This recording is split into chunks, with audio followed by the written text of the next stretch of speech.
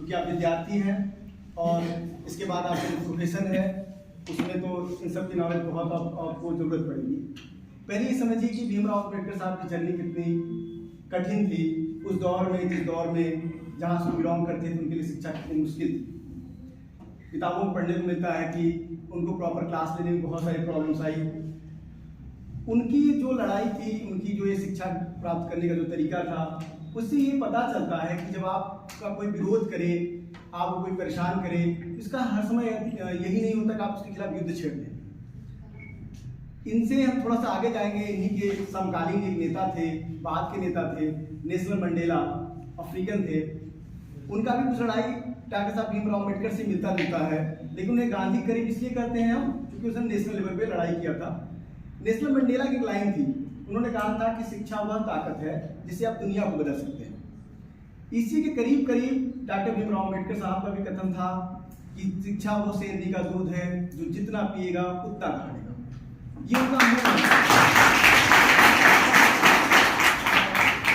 इसी मूल मंत्र का ही देन था कि ऑफिशियल रिकॉर्ड है, आप गूगल कर लेंगे, अबाउट वो 16 से लेके 18 आवर तक पढ़ाई किए हैं।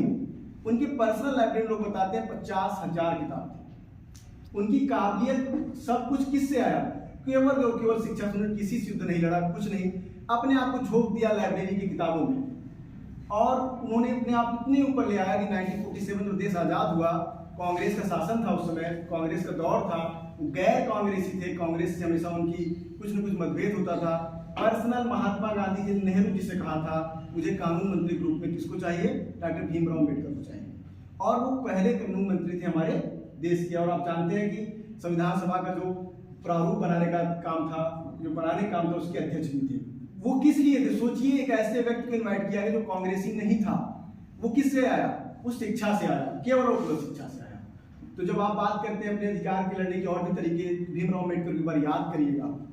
उन्होंने कुछ नहीं किया, झोंक दिया खुद को, और पता था वही काम करेगा जो शिक्षा करवा पाएगा, वो कोई नहीं करवा पाएगा। सोचो उस समय अगर वो जंग लड़ते, कुछ करते, तो उनको लगता है इतिहास के पन्नों को गायब हो जाते। लेकिन उन्होंने यह न करके केवल अपने आप ध्यान शिक्षा पर दिया। बहुत सारी परेशानियां हुई। आपको बताएं, उन्होंने एक बार थीसिस सबमिट किया वहाँ पे लंदन में, और उसकी कुछ कॉपियाँ, कुछ ऐसी बात थी कि वो कहीं और जानी थी, वो शिप ही डूब गई। बेचारे फिर से वापस गए किसी तरीके से, फिर 4 साल उस थीसिस को लिखे। इतनी परेशानियां। यहाँ एक पीएचडी करने में लोग हालत खराब हो जाती है, 2-2 पीएचडी उन्होंने कर रखा था। इतना कुछ अपने आप को झोंका।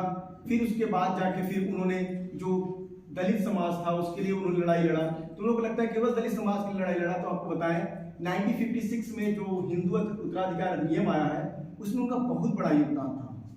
हिंदू उत्तराधिकार अधिनियम में था कि पहले वो लड़कियों का अधिकार नहीं था माता पिता में, तो उनको महिलाओं के लिए भी भीमराव अम्बेडकर साहब ने बहुत काम किया।